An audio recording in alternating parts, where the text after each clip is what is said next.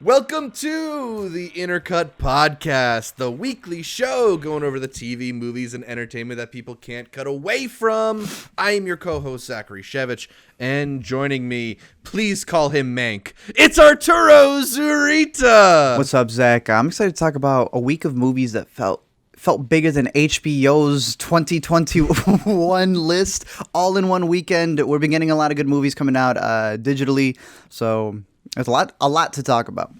Yeah, a lot to talk about. In a little bit, we'll talk about Warner Brothers blowing up the movie industry, endless Kingsman sequels, and a new multiverse. But first, we want to make sure that you're subscribed to the Intercut podcast, either the video podcast on youtube.com/intercutpod or the audio podcast available on most podcatchers. Also, follow Intercut on social media, whether it's Facebook, Twitter, or Instagram. We are at IntercutPod. That's at IntercutPod. That's short for podcast. Art, let's start the show the way we start it every week here with what we are watching. What you been watching, buddy? Well, before what we've been watching is what we've been buying, Zach. When it comes to these three new Criterions that I know the interviewers, the intercuties are always talking about what's our collection, what are we building up since we're so big on the physical media side of things. I got some things to say about these, but first, really quick, since we're closing in on the end of the year, any recommendations you guys have for movies of the year, any picks, any obscure things that you don't think we have covered here on Intercut, definitely let us know. Every week leading up, tweet us, Instagram us, Facebook us, YouTube us, whatever movie recommendations you guys have, let us know. We're going to be binging a lot coming up, so we want to make sure we have your picks. So, movies and TV. If you think it should be on the best of the year list, this is probably like around the last time you can suggest we watch it before it'll be too late. December 30th is here. They're like, wait, there's this 3.5 hour masterpiece. So send us your movies, shorts, TVs, VR films. We don't care. All of them. Anyways, I got Criterion. these three little pickups right here, and they are beautiful. I got to start off with this one right here. The Irishman, really quick, was a beautiful little slip cover that they have right there, where you can see all these bad boys over there. You know what Scorsese said the movie's called? What's the movie called, Zach? I heard you paint houses. Boy. Look at this. Look at this. He snuck it into the movie. That's the only title card in the movie. That's the only title card inside of the thing. Only gripe I have for this is that every damn special feature that you're supposed to get in this collection is already up on YouTube. I don't hate it. Don't get me wrong. I don't hate it. I'm Mr. Accessibility.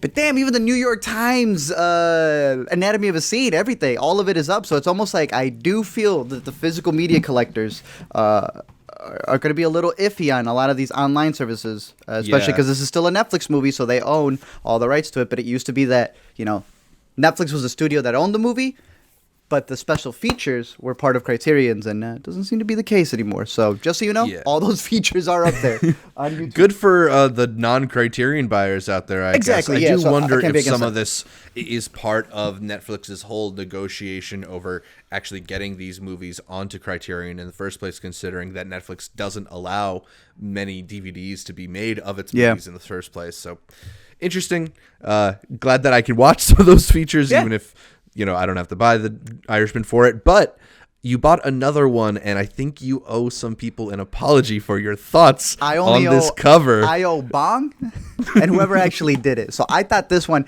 it was cool, but I thought you're just going to cover it up. It's the Morse code. Spoil the movie if you haven't seen it. But I thought, I'm like, that's all you're going to do with it? I know they were going to come up with slip covers. And Zach, I get both. Yeah. Woo! Yeah. And this one does have special features that you can't find anywhere else. It's got a beautiful. When you get a Blu-ray, and they decide to stuff both Blu-rays on top of each other. Not here, man. You got whether you're righty, whether you're a lefty, you can take these out no problem whatsoever. It's got a nice little slip thinking. Everybody, this is a beautiful one. I'm glad I got this one. I knew I was gonna get it. I was just a little worried about not being able to see the whole masterpiece that is this poster. Luckily, I get both. So, yeah, I was really excited for this one. My apologies to the artist. You did your thing. Best of both worlds. It's a great for a slipcover, particularly. Oh, it's beautiful. The next one, though, is a movie, kind of going with Mank as well, that some would say would not be possible because of the inspiration that was Citizen Kane, and that's what makes it one of the greatest of all time, that it inspired a little chap known as Kubrick. It's the one Kubrick film I've never seen. It's the one Kubrick film that's been always, pitched to me. I've never had a copy of it. My library never had a copy of it. It had everything else. So I've seen all of his other stuff, forwards, backwards, owned them. Finally got this bad boy in Criterion. You could feel it. Like, you could feel the quality of the movie that's in here. I am so excited to watch this. I know kind of what it's about. I know it's super long, but I know that this may be his masterpiece. I know we always stick to The Shining and, you know, a lot of the other 2001, everything else that he's made, but damn me if I'm not going to sit with this. And it's just proof that movies from the 70s, that's not old to me, but to many people, they would consider anything at the 70s or prior to still be working elements, that you can sit with this bad boy. And I feel like I'm going to probably have one of the best first watches in 2020, and I've seen a buttload. So I'm really excited to catch these right here. Glad to add to my collection. You know, Barry Lyndon is another one of those classic movies that I haven't seen either. So maybe we should do like some kind of virtual movie night. I'm gonna have to send it to you. FaceTime. Can you FaceTime the 4K movie? But yeah, those have been my picks my picks that I've picked up. I'm really excited to catch a lot of the special features in some of these. Excited to catch Barry Lyndon for the first time. Give me your suggestions on any other ones. We know that there's some Criterions that we want to pick up that are going to be releasing next year.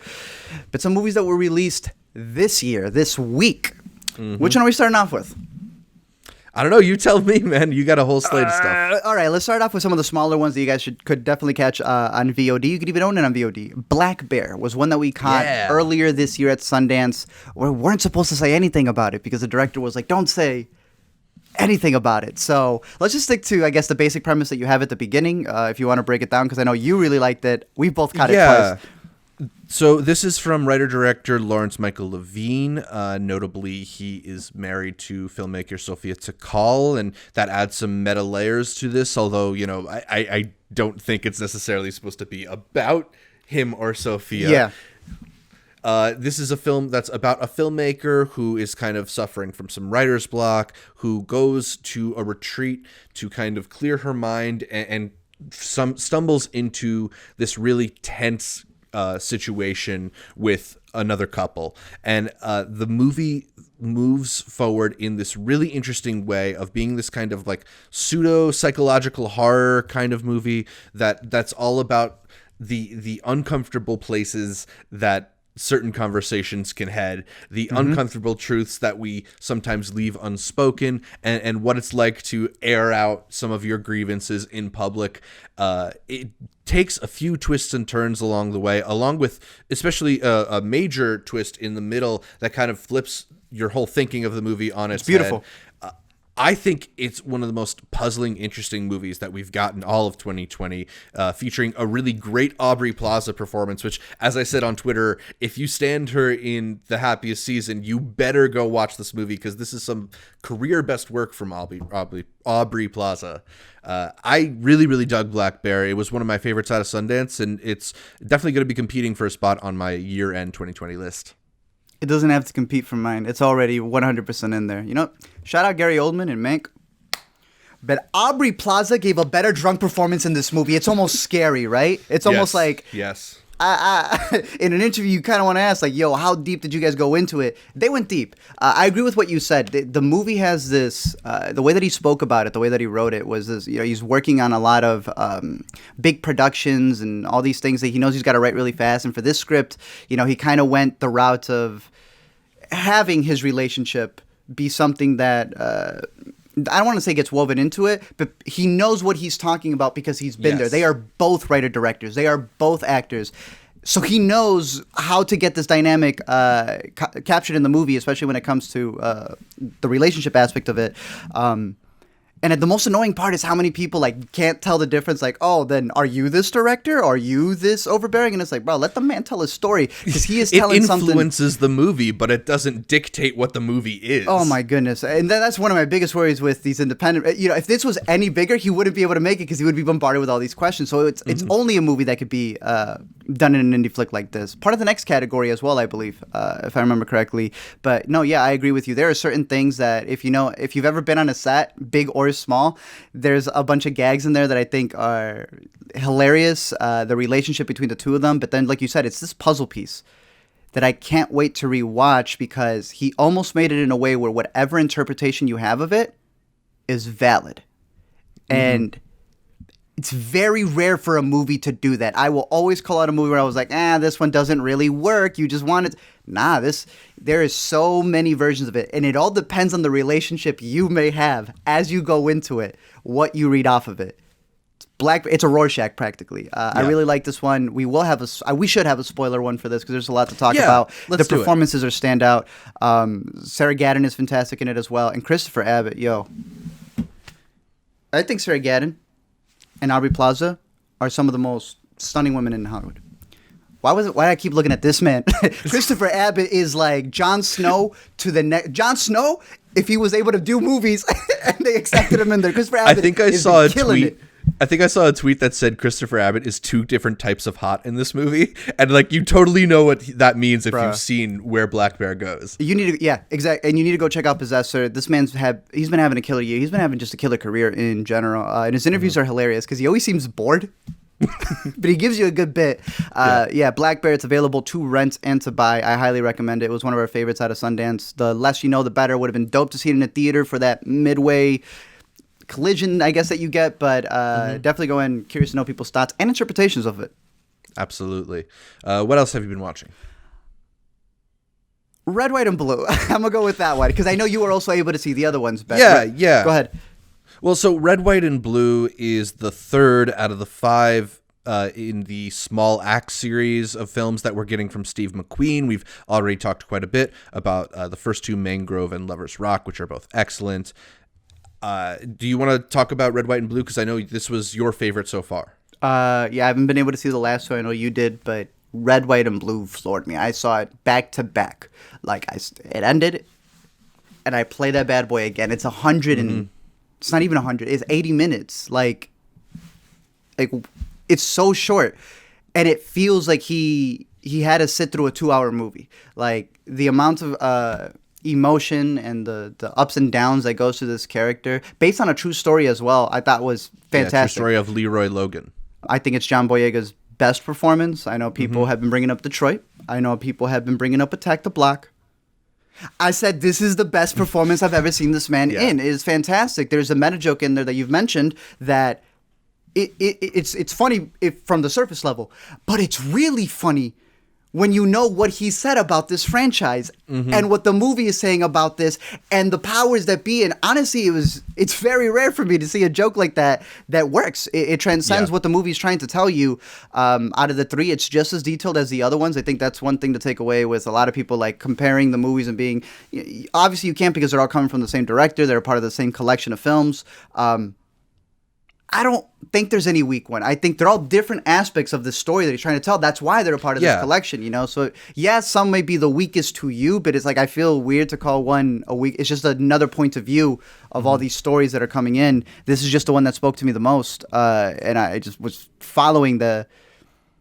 I don't know how to call it, because you're following the son and you're following the father at the same time. To back up a little bit, the story is about Leroy Logan, who witnesses his father being assaulted by 2 policemen and then goes on to grow up and join the police force, hoping to change it from within. So you have this character who's at odds even with himself, from this trauma that he's experienced through his family to his own hopes, and this wrestling of these ideas within him, I think, is so beautifully articulated through John Boyega's performance, and it itself serves as an interesting commentary on Boyega's own career, between his being embraced by big establishment properties such as Star Wars, and this pain that he's experienced and is trying to now express. So I think he brings a lot of his own personal feelings into this performance, and in such a tangible way that it leaps off the screen. So that performance really elevates this movie quite a bit. And now that I've seen all 5 films, I think the thing that you're talking about is this like lived in authenticity of these stories, this commonality between them of these people who are trying to live a fair life, live a just life in a society that overlooks them, and the obstacles that are put in their way that are often not seen as obstacles, right? That they are different stories about different people, and they take place across a couple decades, but they all share that idea among them of these people who deserve more than what their surroundings allow them. And Red, White, and Blue is a great example of that, because it so centers on the justice system, which is so integral to that that divide, right? Yep. And he's covered every aspect of it. He's covered the court system. He's covered the literal training that it comes with, wanting to be a part of the police in the community. He's covered the fun aspect and just the partying aspect in Lovers Rock. I know a little bit about the upcoming two, one being about education and the other about this journey that a man goes through. We've gotten 5 Steve McQueen films, Zach. I will repeat that every week. It's an embarrassment of riches, and I would highly recommend checking out the talks that Steve McQueen has been having, because it just elevates everything that he said even further. He had this one, I believe, with a British interviewer. I'll try to send you the link a little bit later, but he was having this back and forth where he was discussing about the obstacles and everything that comes in, and the interviewer kept trying to tell him. It reminded me a lot of, the Delroy Lindo one where they tell him to say the N-word, and he's like, how about you say it? Samuel Jackson's got to say, well, how about you say it? It's this back and forth that's happening about the interviewer trying to tell them that look at all the accolades he's gotten. Things have been easier for sure, right? What about that Michaela Cole show? Couldn't even name the show. And he goes, name me 5 other ones on TV right now. Guy couldn't. And it's just this back and forth of like him needing to explain the trauma that he's gone through to somebody else. Yeah. Even though he just told you he's gone through it. But now he also needs to sit there, go through it again, to repeat it to you, not to make you understand it, just so you believe they even went through it. His conversations in and of themselves, I'd put as some of the best listens to, best must-watches to as well. But you have movies to go along with those talks, which is the best part of it. So, I think the next 2 come out this following week. Highly recommend all of them. Alex Wheatle should be out the day that this podcast drops, and then Education will be out a week after that. I did get to see the final 2. I will mention that Alex Wheatle, to me, is the weakest of the 5. Not that I think it's bad. It's just the one that, to me, I don't have as much to say about it, because it's the only one of the 5 films to me where I felt at a disadvantage for not being British and not knowing the history of this man, Alex Wheatle, or the history of the Brixton riot. I felt a little bit more of the knowledge gap. So maybe I just need to do some reading and revisit this film, but it didn't speak to me as much as the final film, Education, which tells the story of a 12-year-old boy who is basically denied a proper education for various reasons. It's crazy. And the different hoops that his family then has to jump through to try and bring him a proper education, because the systems around him have failed him, and he's been overlooked or mistreated because of various reasons, including because he's black. It's a really beautiful story. I want to talk more with you Definitely. When you get to see it, but this was the one that I think maybe hit me closest to my heart. The final few minutes, 15 minutes or so, I was just, on the edge of tears for the whole of it. So okay. I like this one quite a bit. It's one of the best of the series. So definitely make sure you look forward to Education and catch up with the other ones so far. Dope. It's been great. It's been great to get these small axe movies. Dope. Yeah. Anything else you've been watching? Do you want to talk about Hillbilly Elegy? I don't think we've had a chance to talk about it on the podcast yet. Sir, give your thoughts.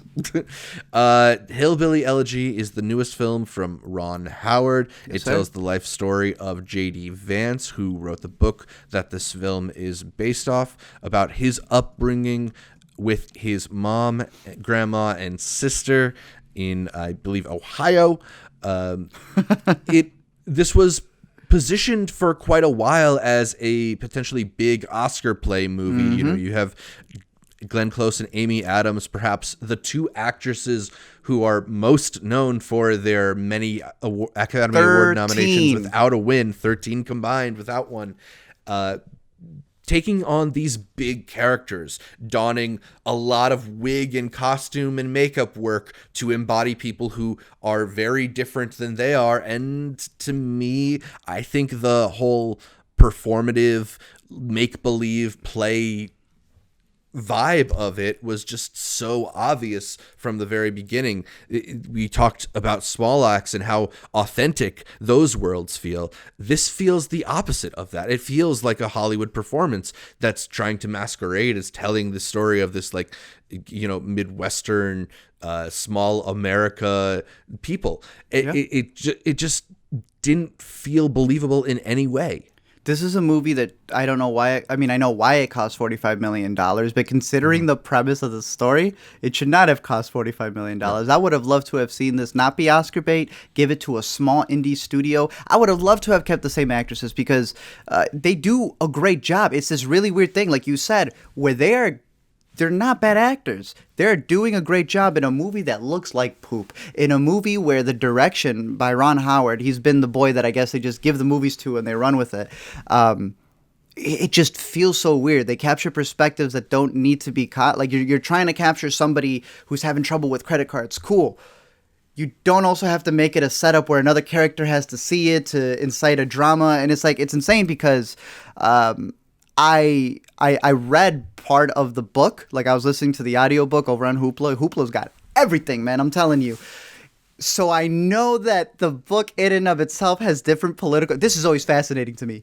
This is very much a Republican book that very liberal filmmakers took and made a movie out of it and took the Republican parts. And that's the funniest thing to me because it's like, what are you adapting? It does feel like a sanitized version of a story that you're trying to tell.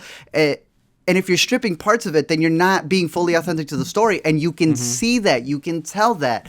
And then obviously there's a lot of commotion that comes from what the author himself has said and his own beliefs and stuff like that. But I will say I was invested in the character of Amy Adams, especially because what's her name who plays the sister? I loved her in Swallow. And I thought she did Haley Bennett. Yeah. She did a fantastic job here as well. There's this back and forth where, you know, she's defending the mom. And there's a good story in there. It's a true story that's in there. And I actually kind of want to talk about spoilers a little bit. I mean, it's been out for a little bit. I think we can, you know, point people in the direction of the description if they want to skip ahead. Yeah. We got the time codes down there. You know, this entire time you're talking about a family that needs to stick together. And these are values. You know, at this point, it's not even, I mean, yeah, it's political, but it's really just your own morals, your own values that you have as a person. And this idea that you're always going to be there for family no matter what. You know, they're suffering through a drug addiction. They're suffering through poverty. All these different, I don't even want to say suffering because to them they're not. To them they're living. This is a Hillbilly Elegy. It's their story of how they're always going to stick together. But at the end he makes a decision to get out of that. And there is this shot where he leaves his own mother on the boy. I will say this. I'm not a fan of the movie, but it made me go, are you kidding me? He makes his decision to leave in order for the better life, right? You don't need welfare. You don't need any assistance. You can make it out on your own. He goes, he does it. He's an example of that. Then tell me why the movie ends with, you know, he made it to Harvard. He did his thing. The mom's doing good. She's a cleaner. What? I think the movie is confused about what its values are. I Clearly. think it's confused about whether to embrace and love these characters or pity and look down on them. It's a very confused movie. I don't know if that comes down to the script or the direction. Again, to bring it back to that authenticity, it's just none of the things that these people say feel like things that they would say. They feel like lines in a movie. They feel like script. Even the way that some of the performances are given, I think every line of dialogue is delivered in this movie as if it was after a breath. It's like, let me tell you what I have to say right now. For the Oscar montage cut. Exactly. Yeah. And it just doesn't hold true. It doesn't feel like you're watching these problems. It feels like somebody's telling you about them. Yeah, exactly. I really just liked this movie. And it's not a bad story. Again, it's a true story. You could have done something with it. It's on Netflix. There are versions of this that are better by better filmmakers. Easily. I just don't think Ron Howard has any real connection to this. Winter's Bone is a better version of this story. There you go. That's a great example how it can be. Rada said it best in 40-Year-Old Version, also on Netflix. Poverty porn comes in many different styles, and this is one of them as well. You're just pitying them more than anything else. But good performances, I guess. Imagine this is what we have to recall every time if one of them wins. I would be really surprised at this point if either of them gets an Oscar nomination, just because the movie seems to have been so universally dismissed. It's a weird year, and anything could happen. You and I have been pushing for the Oscars to not push back, to not cancel. Watch they do, and they give out the worst. Last year's was too good, Zach. Last year's was too good. It's setting us up for disappointment. It's setting us up for disappointment. All right. Yeah. Anything else, Zach? I caught the new season of Big Mouth, season 4. It's a show that I kind of enjoy quite a bit because it's got a lot of silly jokes and very funny people on it. I think Jason Mantzoukas is maybe the funniest person in the world, and he is very funny on the show. So I watch it a lot. Okay. But it's... I know there are a lot of people who aren't necessarily fans of this show, and some of the critiques I understand, while others I don't. There's some people who think it's weird to watch a show about horny teenagers as if they've never seen adult animation before, with shows like Rick and Morty or South Park that don't get this type of criticism. I don't really understand that. I do get the people who have been frustrated at times at the show's attempts at inclusivity, which can be ham-fisted or poorly articulated, but I do think they're earnest attempts aimed at an audience of mostly teenage boys, and I personally think the show on a whole is doing good, sneaking in messages of acceptance between pretty silly sex jokes for teenagers. Like, I, for example, really wish I had this show rather than the nihilism of South Park while growing up. I think it just influences you on a whole different type of level. So, yeah, maybe some of the approaches aren't the way that it should be done in like a guidebook or whatever, but this is like a silly kids animation show, and I think the vulgarity of it is what makes it that kind of fun thing for teenagers to sneak in when their parents aren't watching. Yeah. And that you make this an appealing show for that kind of demographic, and then you sneak in what are just genuinely good thoughts and genuinely good morals. I think that's a net good. I like it. I just, it makes me feel good about the kind of messages that our kids are getting or sneaking behind their parents' backs.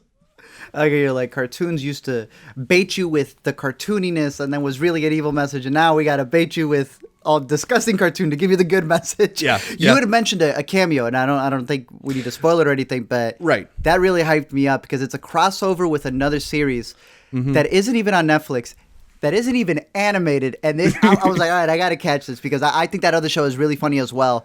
Yeah, this was Big Mouth's most meta season so far. That episode that you're talking about, they're trying to get Nick and Andrew to learn to care about how a girl feels and that they're not the center of the universe. So they do that by bringing on those people you're talking about and making them the stars of a show within the Big Mouth universe. And it's really funny. Also, how they handle Jenny Slate leaving the role of Missy is very funny. I think it's funny. I don't know. Sorry. But that's not the only TV that I watched. I watched the special Euphoria episode. Yeah, we did. Early on HBO Max. Euphoria, of course, it was about to start its second season right as things were shutting down because of coronavirus concerns. Sam Levinson sort of audibled and took part of a script from season 2 and extended it into this hour-long, essentially, conversation at a diner between Zendaya's character, Rue, and Coleman Domingo's character, Ali, which is this really beautiful conversation between an addict and their sponsor, just about life and struggles and dealing with your problems while dealing with addiction. It's basically an episode, a length version of therapy that I found to be really riveting and really emotional. Art, what did you think about this part 1 of a special Euphoria couple episodes we're getting? Coleman Domingo killed it. Yeah. It's different than, obviously, the way how fast-paced the season was cut, which I know a lot of people were, like, jarred by. Like, oh, this is too slow. It's like, well, that's the point. After all of that, Coleman Domingo told you to sit down and listen. Yeah. And the speech that he gives, I mean, fantastic. And I know we were talking about specifically the writing in where they were able to extend that scene, and he just went all out. Like, I thought it was a beautiful therapy lesson. I'm excited to see what they do next with it. And I like seeing that he's switching it up.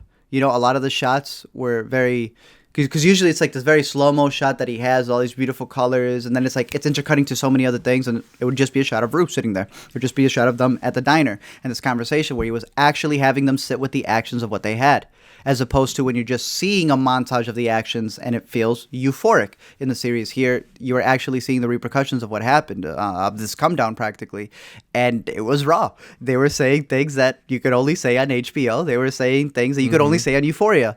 I'm excited to see what part 2 is going to be, but I'm really excited to see this release strategy that they have going on, because like you said, we saw it early. I didn't even I knew it was going to drop at midnight, so I caught it Thursday, Friday.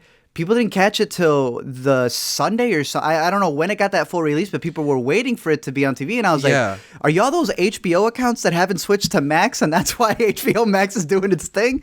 Like, it's funny you mentioned that, because that's really the first time that I noticed how maybe HBO Max is really struggling to get across basic information. Like, I thought there was going to be a wave of reactions to Euphoria on Friday, and that wave came Monday morning. They were waiting, and I'm like, the show's out. And it turned out, people were waiting for it to, I guess, be broadcast on HBO. That thing was on demand at midnight on Thursday. So another thing to look into there. I find that pretty interesting, because it still kept the hype leading up to Sunday, and it showed a preview to one of the biggest shows didn't get leaked and people still streamed it day of. Maybe virtual won't be as bad, but interesting strategy. I try to do, in addition to my best TV shows of the year list, I try to do best TV episodes, because I do really respect the craft that goes into just trying to create a single piece. And to me, this Euphoria special, even though it is kind of in its own way a one-off, although it is part 1 of a part 2 thing that's coming in January, this to me is one of the standout episodes of television this year. Just the emotional depth that it gets to, the patient way that it mines through Rue's subconscious and continually points things back to her addiction, I think is just really well done. Obviously, elements of this must have been taken from real life experiences. I was really completely blown away by this episode. I thought it was great. Dope. Looking forward to part 2. Yeah. You got to talk about Nomadland. It's the final one, right? All right, let's talk about Nomadland, the possible Best Picture nominee. Possible. A lot of people have been cheering this one on. I was able to catch it. It may still be streaming in some virtual theaters. It's been very interesting to see how some are virtual screenings before it goes on video on demand.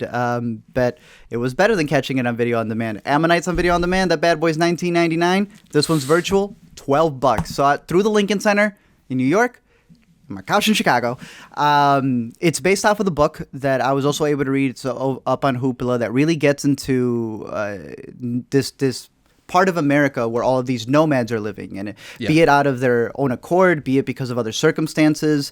The book really covers, just how they live their life and how they come from either a community where the zip code, just got eradicated because of a factory that shut down and caused everything to disappear.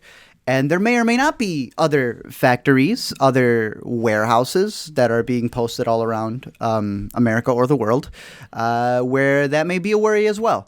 And the movie more so covers their lifestyle. It really covers the humanity of it. Chloe Zhao, from her first movie to what she did with the writer, but here she's mastering it. The use of real people acting their own stories out with actual actors who are at the top of their game. Like actors who, they got Academy Award, they waited for a role like this to be their upcoming one with Frances McDormand. I watched this movie with a friend, and she had no idea that David Strathairn was a real actor. He just slips into the cast like undetected that way. I thought one of the man who is throwing a birthday party in the movie, I thought for sure that was one of the people that they met on the journey. No, it's an actor that she's had in a previous movie. At that point, I didn't know what was what. She absolutely is killing this hybrid. I know some people don't like using that word with the way of filmmaking, but she has mastered it. And it gets to a point where you really are seeing these people and the lifestyle. You are not judging them. You are going through the journey of what they're living and what they're experiencing. I don't know if you want to speak more to Frances McDormand's journey, but I really like the different people that she meets along the way. Yeah, I mean, I think Frances McDormand, she is the main character here. Fern, she kind of coasts through these different people's lives, as you're mentioning, so we get to drop in on all these different stories, while she is sort of navigating her own journey without her husband, without her job and home. She has a family that she doesn't seem that close to, and I think the movie is trying to speak to that unsettled nature that a lot of people in this country at that age are experiencing, where there aren't necessarily clear-cut opportunities or paths to a good life right now, and the way that she tries to kind of take care of herself and not necessarily take on help, but also how she floats is just, I think, speaks to the unsettled nature that a lot of Americans experience now. I know that you wish that the movie was maybe even a little more wide focused, though. But I understand what she did. Chloe has been very adamant, and she said it in interviews as well. She wanted to depoliticize a lot of what's in the book. She wants it to not be something that's super political, more something where you are not seeing these as pawns for an ideology. They are people, and that's who she's trying to capture. But again, having read the book, and I had sent you the doc as well, one of the biggest things about the book, and it's hilarious to see reviews of it on Amazon, It's like, it's probably the nomads themselves are packing this book that tells their stories and they're shipping it out, that it's a really big critique on Amazon. And I know that there are so many things that the book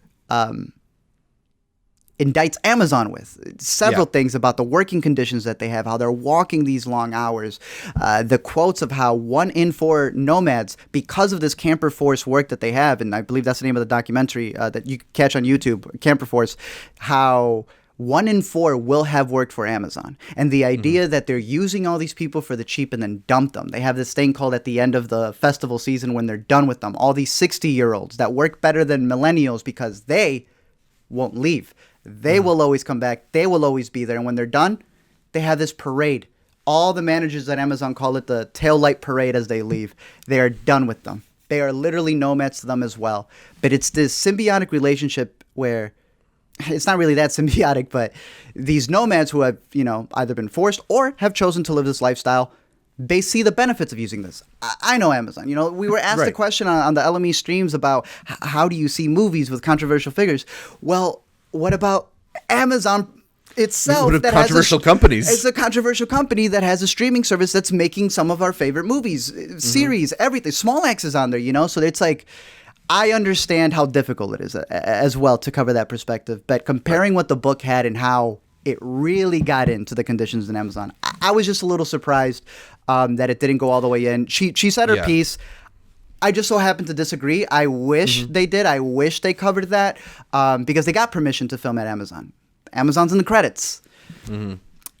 She got a movie coming out for Amazon in the future as well. I'm excited for it. It's a Bass Reeves biopic that she's making also.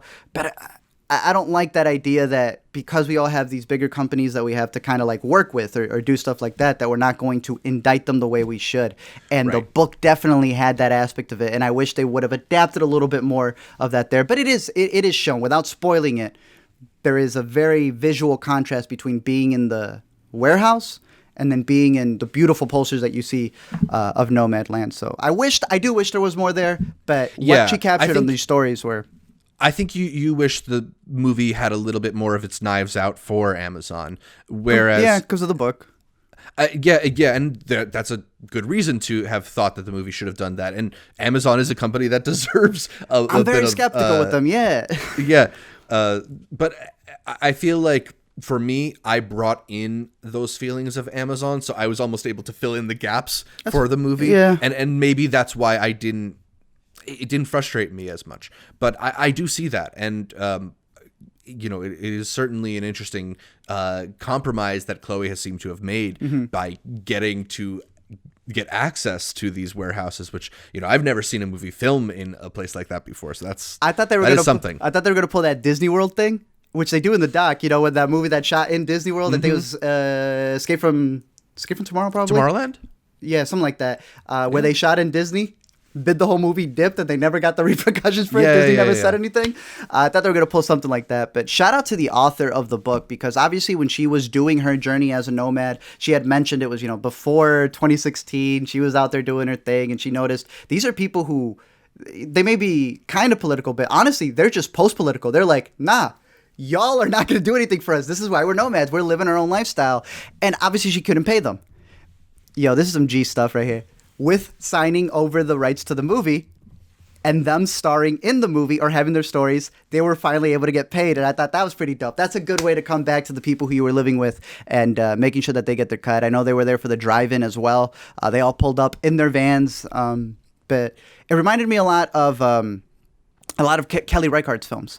Early on in the beginning, I'm forgetting when Wendy, the Wendy movie that she has. Wendy and Lucy. Yeah, even a little bit of First Cow as well. I'd highly recommend her movies and Ken Loach's movies, which I know is a little bit more where I was siding with a Sorry We Missed You, and even I, Daniel Blake. But no, Nomadland, I think, has fantastic performances, and I'm curious to see what do you think it'll get besides obviously directing. I would say it's got a good shot in picture, directing, actress, maybe supporting actor for David Strathairn, although that's probably a stretch. I could see it getting in for screenplay, but I don't know if it's going to get much else beyond that, because it's not exactly like a very tightly edited movie. She edited herself. In between bro, she is the real deal. That's the thing, though. Yeah. She is the real deal. She's talent. too talented. Yeah. Actually, yeah. I wanted to ask you, because Frances McDormand is almost for sure going to get an Oscar nomination, but where does she rank for you among the best actress performers this year, in a year where we already got Carrie Coon in The Nest, Yeri Han in Minari, Nicole Beharie in Miss Juneteenth, Elizabeth Moss in Shirley. You saw, which isn't out yet, Carey Mulligan in Promising Young Woman. Is Olivia Colman lead side? Did we decide for her on The Father? You know what I'm saying? Like, I don't know. Yeah. I don't know. To me, all of them would be on my list, but only 5 are going to get nominated. I think Frances McDormand is clearly a shoo-in. I am, though, rooting for Chloe Zhao to get directing. This woman was there, living in a van with them. She said they were doing production meetings, Zach, at a Planet Fitness parking lot. Like, this is someone who was editing Eternals while shooting this movie and editing the movie, and obviously because it's a Focus or Fox Searchlight picture, the heads at Disney obviously kind of now have it. So they were like seeing her work on both projects, and they were like, "How are you doing this? How are you writing, direct?" She's the real deal, man. I don't know how else to say it. So even the criticisms that I have for this movie, it's just because she's going to be one of the greatest directors of all time, because she is creating this style where even her biggest idol, I don't know if you ever caught her Criterion shout-out thing, the Under the Influence series that they have, and it's up on YouTube. Her biggest influence was Malik. Yeah, you can tell that by the way she shoots. Can you? They shot it in the Badlands. Malik saw it. Gave her the thumbs up, and a little bit of criticism there. She said she practically fainted. Her boyfriend is the cinematographer. They both practically fainted that night when they got the feed. So she's going on up. She's moving up. I mean, she's got a Disney movie up next. She's got the Amazon movie up next. She's got a career with her.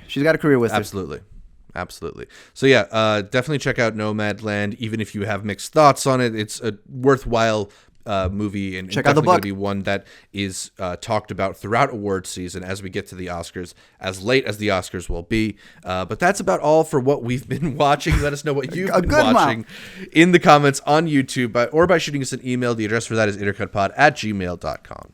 We are going to move on to a packed edition let's go. Of Yay or Nay News, where we break down the latest happenings in entertainment, starting with right as we were posting Intercut 91's discussion of Wonder Woman 1984 moving to HBO Max.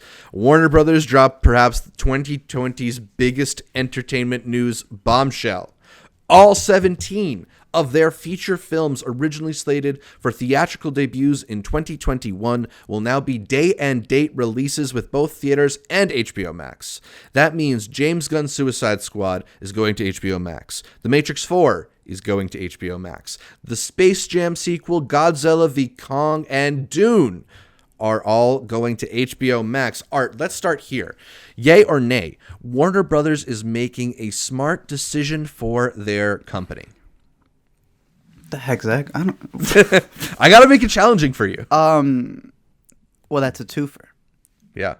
from the viewer perspective, yes. The only people complaining right now from the viewer perspective are people who don't want to admit it, but they do have incentive for theaters to remain. Because sometimes that exclusivity period that theater owners know that they need, there's also an entire industry that needs to have first dibs and reviews on movies. And it seems like HBO Max, not just from the corporate level, hell, the directors that they're hiring, Zack Snyder just came out and said, I will not be releasing critic screenings for the movie, for the Snyder Cut. So they do seem to be shifting on another model. Will they be the Netflix that people went, you're not going to last, and then end up revolutionizing everything? Will they be a bust? I don't know. But from the perspective of the money side of it, look, I love theaters. I will always be on the accessibility side. I understand the troubles that come with it because, everyone has access to Marriage Story. Now we're going to have bad opinions.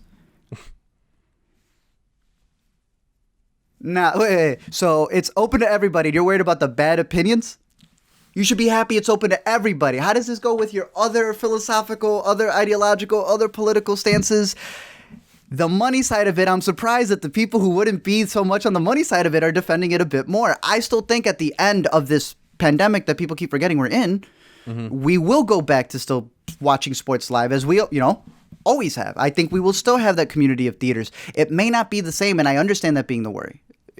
You look at the charts. You're not going to have the resources for such big theaters, but at the same time, this idea that these $100 million movies won't reap back the stuff on streaming, cool, then wait and don't release them on streaming.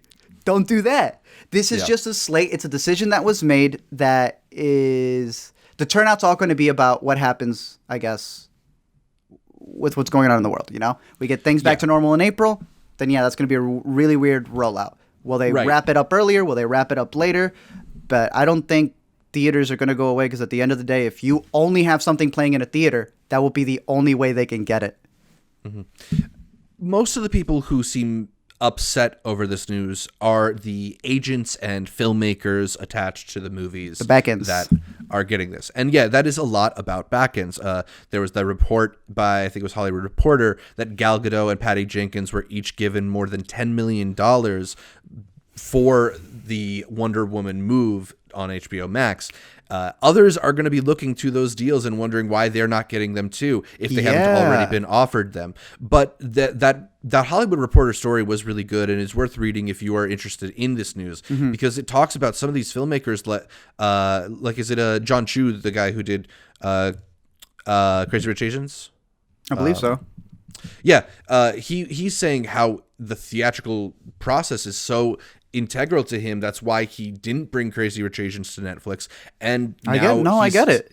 He sees In the Heights is going to HBO Max. The filmmakers who didn't agree to have their movies deplatformed, if that's the word you want to use, are going to be upset. And I wonder if that will I don't think that will.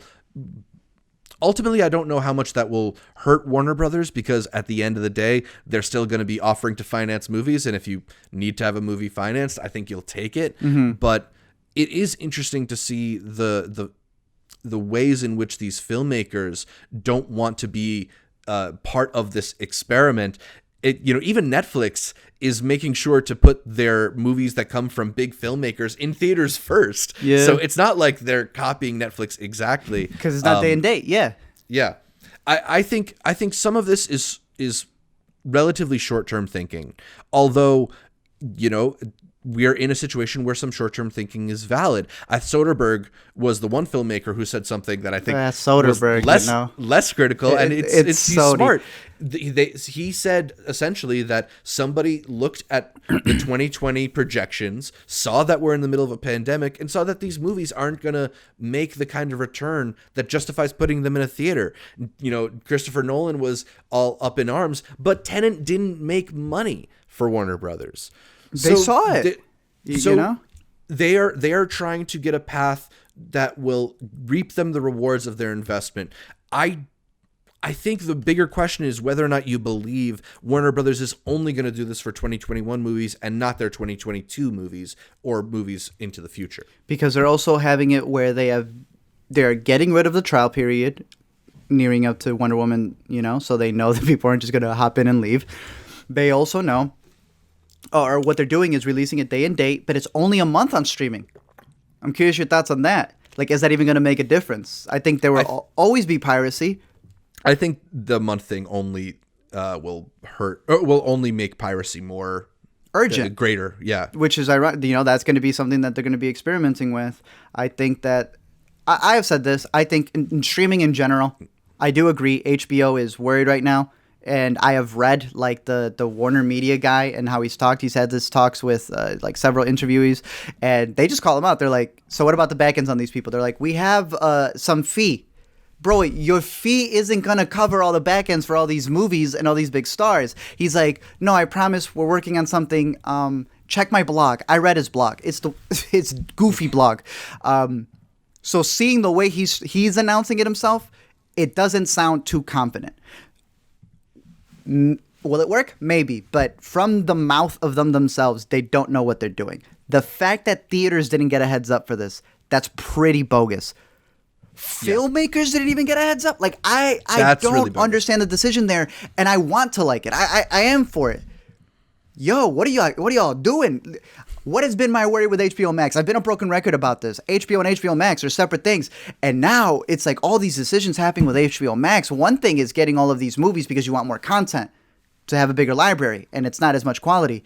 But now you're making decisions where it's like, yo, what are you doing? You're hurting relationships. You're also doing stuff that I don't know if it's going to be beneficial by the end of it. They're barely rolling out their first 4K movie. Wonder Woman will be the first thing streaming in 4K. We saw all these Game of Thrones episodes. They weren't even in 4K. So it's like, is it going to change stuff there? It's very clear that their subscriptions didn't do what they needed to do. And we, again, with the Euphoria talk that we had, clearly a lot of people were still waiting on their HBO live stream as opposed to... Well, so let's back up for a second, though. AT&T made this decision because they're unhappy with HBO Max's subscriber numbers, and they want to boost it. That's a dumb reason to do something. You don't think this is going to be a game changer for HBO Max? It could be, but even if it is at the end, you still have to critique the way they're going about it. It's not as, Yeah, and if this means that they are going to damage their chances at getting the next movie from Lin-Manuel Miranda or the next movie from Denis Villeneuve, then this is a bad decision. But I do kind of think that this is the kind of thing that might actually help them compete with a Disney Plus or a Netflix. Easily, for sure. I mean, this is a lineup, and they didn't even mention Friends. They didn't even mention the Snyder Cut. They didn't even mention all of the other stuff that they're picking up. Yeah. Or having reunions for and stuff like that. So no, I love HBO and the content that they have on there. It's one of our favorite streaming platforms. Not everyone's. If you're I don't agree with Christopher Nolan. I also do, and I'm curious. I'm gonna throw it on you. Yay or nay? Christopher Nolan is to blame to the extent that the Twitterverse has given it to him. And not to the extent that film Twitter is blaming him. I mean, film Twitter, I think, just likes ragging on successful filmmakers. They did it this week with Fincher, and they're doing it now that Nolan has these comments. I did think it was a pretty good clapback from Nolan, even if I disagree with him. Mm-hmm. But, to a small extent, he is responsible, just in that his movie was the one that I think showed Warner Brothers that they have to rethink the theatrical model. He insisted that they push to put it out in theaters during a pandemic, and when it didn't make its money back, they decided they're not going to do that again. And they gave him a whole different release rollout strategy where it wasn't going to be all in one big sum on a weekend. They spread it out. Numbers still didn't come back. Granted, and I will give them this, Warner Bros. Said, let's go. We'll do the first roll. And nobody else followed suit. So you also can't have that, be an expectation when we know that there is counter marketing and having different movies play in theaters to have people come, and it just didn't work. But again, there's a pandemic. Like, I don't understand, whether you believe it or not. I don't know. We're still discussing that. It's gonna be over eventually, hopefully, and things will change back. Like, we've had periods of time where there's a slump. Granted, it's never been this long, but I don't know. It's going to be interesting to look back at how we reacted to the things that have been happening now. And I think that we're accelerating changes. I think we clearly have realized that there is a platform to be able to do virtual screenings on. We've seen streaming blow up more than ever, but we've seen that all these studios, and thank you for mentioning AT&T, because people always forget, it's AT&T that owns Warner. It's Comcast that owns Universal. It's all these really big cable companies that want to make sure that you're streaming things while they also control the price of your internet. And if you're Comcast, they can charge you more if you stream a lot now, it seems. So you tell me how they can make the most money out of their streaming services, possibly even more than you going to the theater. They'll be fine. Yeah. I do want to take it back to something that I was feeling right around the time that this announcement happened, that like this is doom for movie theaters, that if Warner Brothers is putting all their movies day and date onto a streaming service, it's just a matter of time until Disney and all the major movie studios do that. I don't know if I feel as strongly about that anymore, given that we've seen this pushback and this frustration from people to this announcement. Until they get them. Exactly. I don't know. I just don't think that every company is going to rush to follow exactly what Warner Brothers is doing with HBO Max until maybe they show some positive returns. Like, what if this is all a failed experiment and people just don't sign up for HBO Max? I don't think Disney is going to kill off their Black Widow movie because of an announcement, you know? Viewing habits, are they going to change because of this? That's the other question is, do people now expect everything to be streaming day one? Yeah, some people are scared to say it. It is. It will. You are watching it from the comfort of your own home. Did drive-thrus change restaurants? Do we now have fast food? Like, what are we talking about here? It is, and it's just furthering what we said. Theaters will be open. They will just not be available for all these smaller movies. Now people will watch them at home. But it sucks.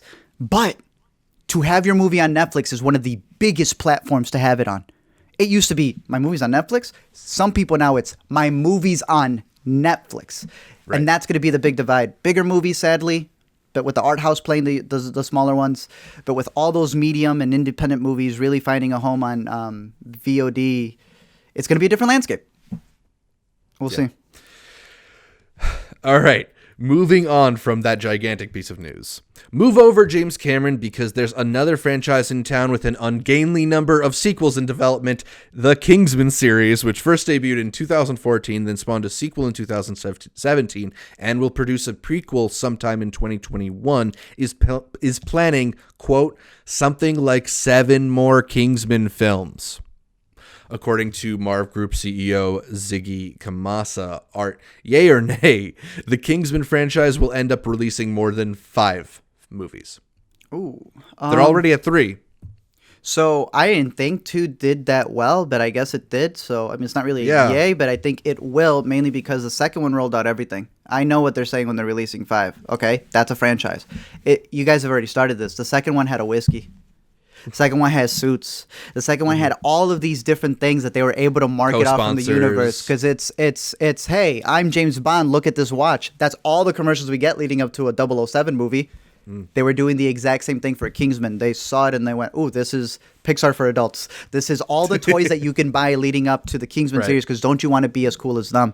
And the last one got more diverse. They're trying to make, they're taking notes from Fast and Furious as well. They're like, let's have our Kingsman from everywhere. The American Kingsman, who knows where they're going to take it. So I think the 5 movies are going to expand to something bigger.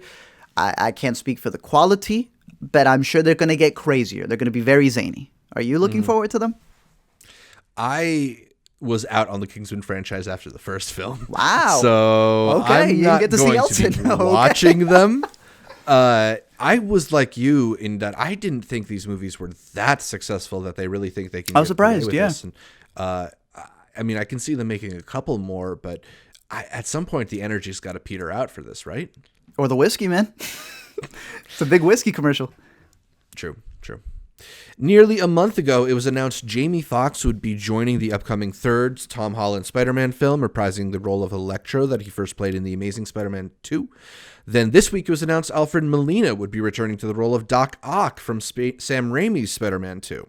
Now, Collider is going forward and reporting that several key players from the previous 2 franchises, including former Spider-Men, Tobey Maguire, and Andrew Garfield, are also returning for the upcoming Spider-Man movie.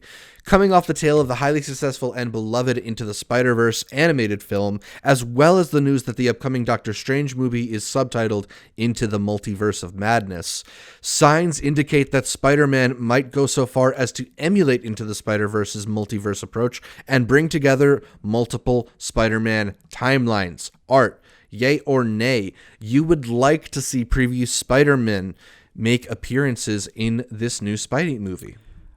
That's a yeah. Zach, do you know who's directing Doctor Strange Multiverse of Madness? That would be Sam Raimi? Because what's his name dropped? Derrickson dropped. Scott Derrickson dropped it, yeah. And now they got Sam Raimi. Which that's maybe a little bit of an upgrade. Sure. I wasn't even, yeah, but yeah, because I love Sam. I love Sam. I'm joking. That's a big upgrade, but sure. Sam Raimi did the 3 Spider-Mans. You gonna tell me this isn't gonna weave in? I've felt we've been going through a Spider-Verse. I do think it's a little too early because we do have this great Into the Spider-Verse that we just got. The animated version is gonna be very hard to compete about that. I am looking forward to it. I have been looking forward to these crossovers. This is probably the best time to do it because the actors are also getting older. It's about to create this massive playground box that would have been dope to sit there and get a trailer. But we're in 2020 and you got to kind of announce it without people realizing. Unless there's like a dupe here. Can you imagine that they want us to expect this and then hit us with something else? Right. I love it. I would love to see Toby get that 4th movie, technically. Garfield get his 3rd movie, practically. But it is an interesting look back to see that both of those dudes were just left in the dust. And now they're like, hey, I know we just dumped you. But it was for a bigger reason at the end of it, and now they're going to bring them in. I'm curious to see how they're going to set the entire thing up. I think it's going to be exciting, and it just shows you this bigger playbox of what Marvel is supposed to be. Some people are complaining about that. I don't know, that's the comics. Some people are saying, Endgame felt like this massive achievement of pulling together all these A-list talents into one movie. And this actually feels like something that, at least spiritually, would be on the same level, if not necessarily like financially. But it's interesting you mentioned that with the Spider-Man at their different ages, because Spider-Man is probably the only franchise you can do this kind of thing for. I mean, aside from the Batman movies, I don't think there's any other superhero that we have that many iterations of. And with the Batman, they're all too far apart in age for something like this to make sense. So it's just a unique opportunity. And I think I'm on the same page as you that I just don't want them to hew too close to Into the Spider-Verse, because that was its own amazing movie. And I don't want like a live action version of that. But this is an exciting idea. And I don't know, it's not like I get that excited for Marvel movies in the first place, but if they do it in a fun way, it could be really interesting. For sure. I hope they give Andrew Garfield at least like one line, like, "Oh yeah, and I totally beat the Rhino." Do you guys remember that? Just a what stops them from doing Mutants then? Those are Sony franchises that had nothing to do with Marvel, that Marvel is now included. So you're saying Hugh Jackman should sharpen his claws again?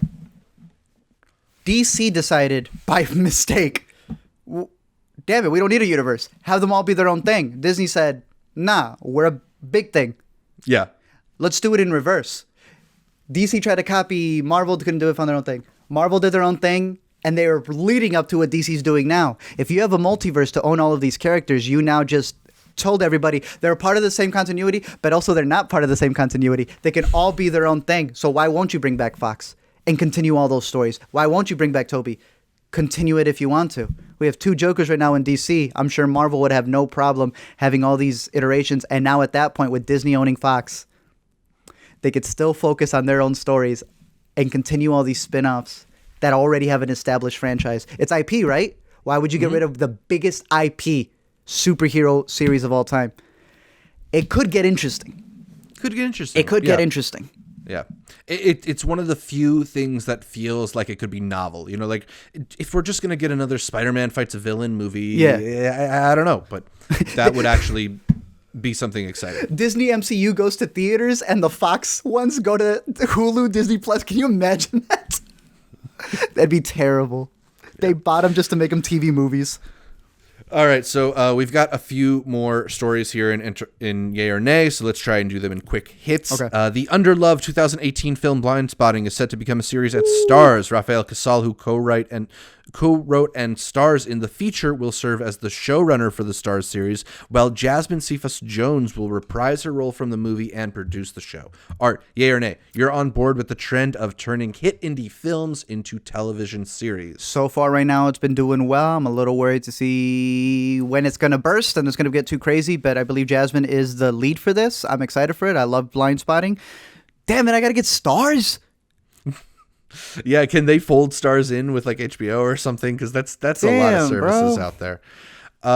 Yeah, I mean, when a filmmaker comes forward with like a really novel idea, it makes you want to explore that world more. And you look at something like Dear White People, and it's like, yeah, there's clearly more that we can mine from that idea. So I think it's a good trend. IP. Nielsen, the arbiters of traditional TV ratings, have plans to replace their current rating system with one that better integrates digital and streaming activity. This plan, which would go into place by 2024, would theoretically provide reliable viewing statistics for platforms such as Netflix, Disney Plus, and HBO Max. However, Nielsen would need the various streamers to agree to participate. Art, yay or nay, you think Nielsen will be able to get streamers on board with their new rating system?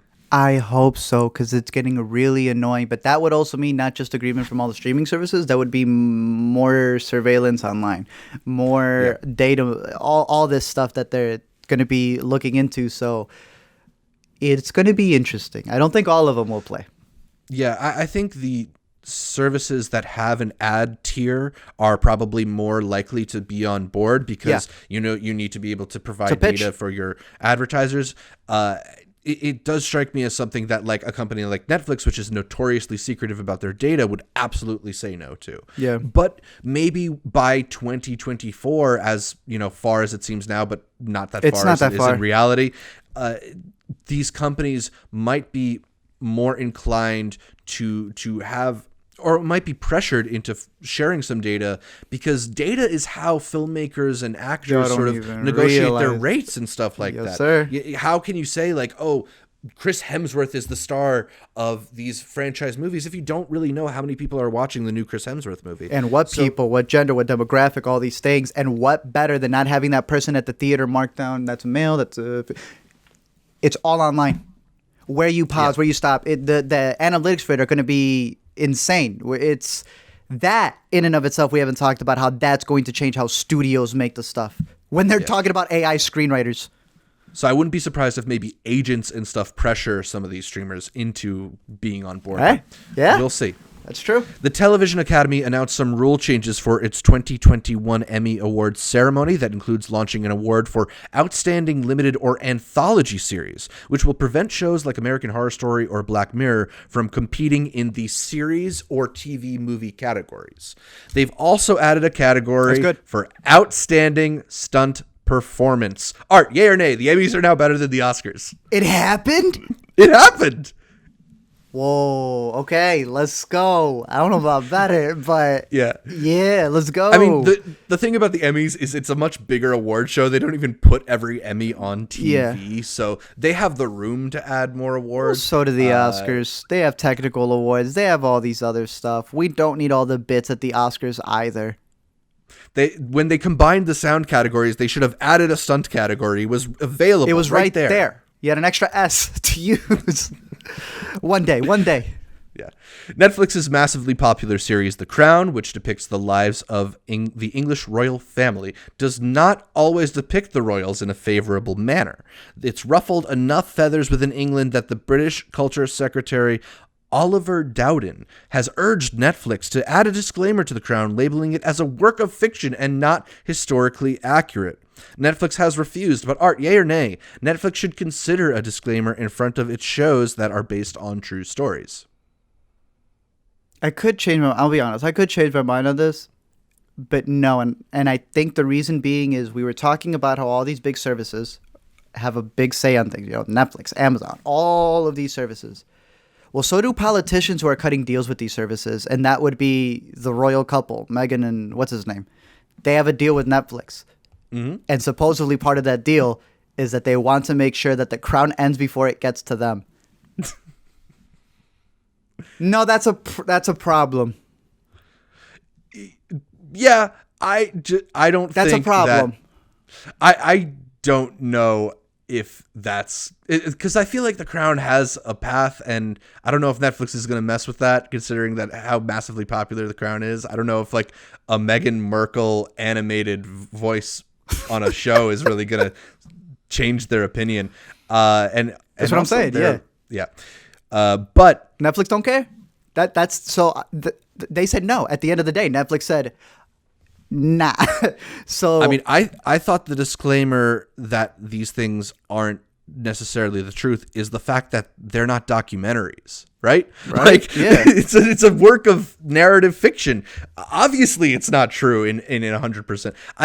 I think, you know, if you are worried people are going to think it's true, you don't have a problem with films or TV. You have a problem with people's understanding or media literacy. That's an education problem. And that may be a case as well. Zach. How many people watch movies? That is a problem. Yeah, and then they think that's what it is. So that's why I'm saying. But that's not Netflix's problem. That's right. Yeah. So I understand the concern there, but I also feel that a lot of the concern comes from like, it's how you portray me. And sometimes it's not that it's fiction. It's that I just didn't want you to cover that part. So I don't know if we end up getting to that and all these deals that are crossing over with all these different services. I mean, you're saying they wouldn't pay attention to a political family, a political royal family, yet they said, of course, Dave Chappelle, we'll take it off. Mm-hmm. So it's not like it's not a possibility. Yeah, that's true. And I guess if Netflix is going to weigh the pros and cons of that, they have and I don't like option. that. I don't like art being decided by contracts like that. We'll see. We'll see. That's about it for Yay or Nay. Woo! But a reminder that if you want to hear a subject covered here on Intercut, be an intercutie and send us a question by leaving it in the comments on YouTube or hitting us up on social media at IntercutPod or by emailing us intercutpod@gmail.com. We wanted to hit Mank as our topic of the week, but this episode is already really packed, so we're going to spin that off into its own 3-hour segment. So we'll be longer than Citizen Kane, but we're going to get into the latest David Fincher movie. We're going to move on to the new to see now, where we give you our picks for the week. Art, what's the first thing that people should watch at home? Have you seen Mank? Yeah, Meg. That's a pretty good movie. Yeah, that'd be one of the ones that I pick out on Netflix. This is one where I still keep my ratings. And to go back to the HBO part, I would have loved to have seen this at the Landmark. My goodness. It's a black and white movie shot by David Fincher that looks as beautiful as it does on my TV. Would have looked exquisite at the Landmark. Absolutely adored it. I thought it was fantastic. Caught it twice already. Been waiting on even more David Fincher interviews to come out to see the makings of, but the cast has been coming out talking about the experience that they've had with it, and I really enjoyed the story. Obviously, the more that you know about the background to, you know, everything that was happening in the 30s and the 40s with the writers and stuff that was going on in MGM and RKO, sure, the more you can get invested into it, but I still found the story of the screenwriter and the fight for credit, especially in a story that comes from David Fincher's father, who wrote this before he passed and who gets the credit, to be a beautiful, sometimes crazy story of this man who wasn't perfect, but fought to get the credit that he deserves. And it reignites another argument that I shout out the Royal Ocean Society, I believe is their name, on YouTube. They did a great video breaking down the fight between Orson Welles and Mank on the screen credit and what Pauline Kael had to say about that and stuff. Fantastic video. Go check it out. Because that short video will help you enjoy a lot of the aspects of Mank as well. But I just loved the way that it was shot and the way that it feels like it's a movie that would have taken place at that time. So I highly recommend it. Sound of Meadow is another one that we'll be making its own video for. I highly recommended that one as well. Caught it back at TIFF. We mentioned it on the LME streams.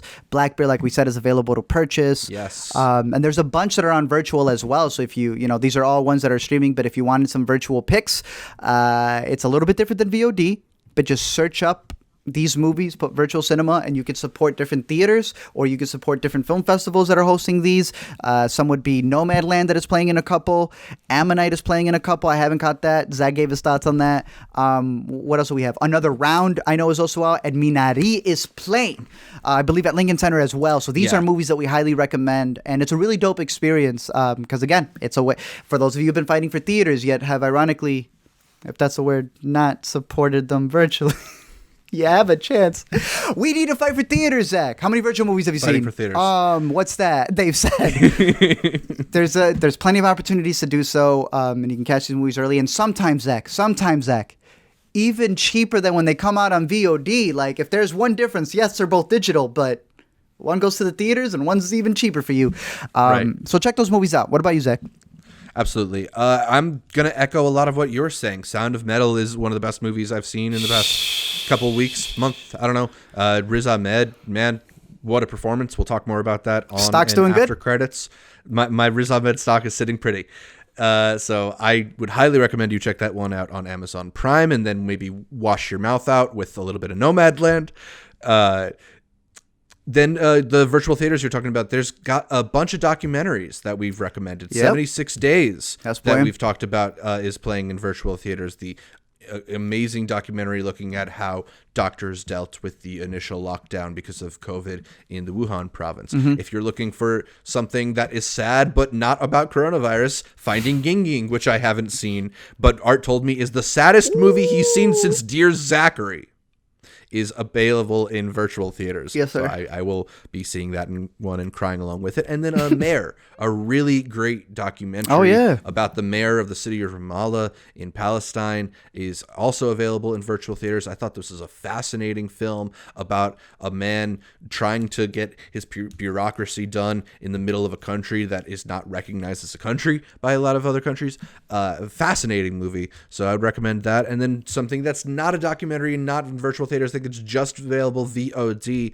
That would be a movie that I know you like quite a bit, Farewell Amor, which was originally Sundance movie, but it is now going to be available. A story of, I want to say it was a Sudanese couple. I'll correct myself if I was wrong. And the mother and daughter rejoining the father after 17 years apart, now reuniting in the United States. Really fascinating story told in 3 parts. You liked it quite a bit, right? Yeah, I love the way that it was told, getting everyone's perspective and just how it builds these characters, misunderstandings, miscommunications, but at the same time, they've been away for so long. The problem, that obstacle of being united was one thing. The obstacle of actually coming together after all those years may be even more difficult. I thought it was fantastic, based off of I believe her own relatives and the experience that they had gone through as well. I wanted to catch that one at Sundance, got to catch it at a virtual fest. I liked it a lot. Yeah. 2 other ones really quick, though, that are on virtual that I'll be checking out. Reason I Jumped from Sundance, a doc. Right. I've been missing it a bit. That's going to be available soon, I believe-ish, as well as Identifying Features, because this is a little gem. We've talked about it here and there. Intercuties have heard about it. It's coming out on virtual theaters eventually. Actually, I don't think it's till January, but in case it sneaks up, that's one I just wanted to pop out. We mentioned either on this or the LME live stream that this has been quite a great year for Mexican features. A bunch of great ones were being considered as the country's submissions to the Oscars. They ended up going with I'm No Longer Here. But what do you think? What is your standout among the Mexican features? Was it Identifying Features? I'm No Longer Here? It was not New Order, but Identifying Features is fantastic. I wouldn't have mind seeing that on there. I Carry You With Me. I wouldn't have mind seeing that on there. Yeah, that's my choice, I think. I saw I'm No Longer Here, and I was like, yeah, there's a shot there. I think my Letterboxd review was the timestamp of that clip, and I was like, I have no problem with it having been any of these. I want to honor all of them. Check out all those that I just mentioned. I think they're fantastic movies, a great way to represent the country, and just great pieces of art in general. Yeah. Well, that's about all for this week's show. You can catch more from me, Zach Shevich, by following me on Twitter, Instagram, or Letterboxd at ZShevich. That's ZSHEV as in Multiverse, ICH. Art, where can people find more from you? You could find me at LME, that's E for Extended Universe, at YouTube, Twitter, Instagram, all those different bad boys. But you can catch me every week here on the Intercut podcast. You can listen to every episode of the Intercut podcast on iTunes, SoundCloud, Spotify, your favorite podcatcher. I like Overcast. And then make sure you're subscribed not just to the audio podcast, but to the video feed as well on youtube.com/intercutpod, where you can catch our bright smiling faces as we break down the latest in entertainment. Find new episodes of the Intercut podcast every Friday, and please leave us a comment, like the video, consider heading over to iTunes to give us that much requested, much beloved 5-star review. We actually got a couple new 5-star reviews. Oh, what's up? One of them all the way from Denmark. Hey. Hold on a second, I'm gonna pull it up. All right. Shout out Denmark. Shout out everyone who watches us internationally. Appreciate that. Appreciate that a lot. HDHDBDBC said, Hey, what's never up? stop making this pod. I'm obsessed and have binged every episode this past week. That's awesome. We love to hear that. That's dope. It And sucks then- for closing it out in 2021, but appreciate it, man. Yeah, it's been a good run. And then Sebastian, all the way from Denmark, said, we are Woo. an amazing dive into entertainment. Quote, Aw. this podcast gives you a great look into the film festivals and more for a movie aficionado such as myself. It's the best one out there. Damn. Thank you, Sebastian. Appreciate it, That man. means a lot. We love to hear it. We love to hear all your 5-star reviews. So thanks for leaving them. Like our Facebook, Instagram, and Twitter pages. All of them are at IntercutPod to get updates throughout the week from Art, from me, from all the guests that we feature here on Intercut. And thanks again for tuning in. Until next time, you cannot capture a man's entire life in 2 hours. All you can hope is to leave the impression of one. That would have been really good if we talked about Mank in It this would have been episode. great if we talked about Mac.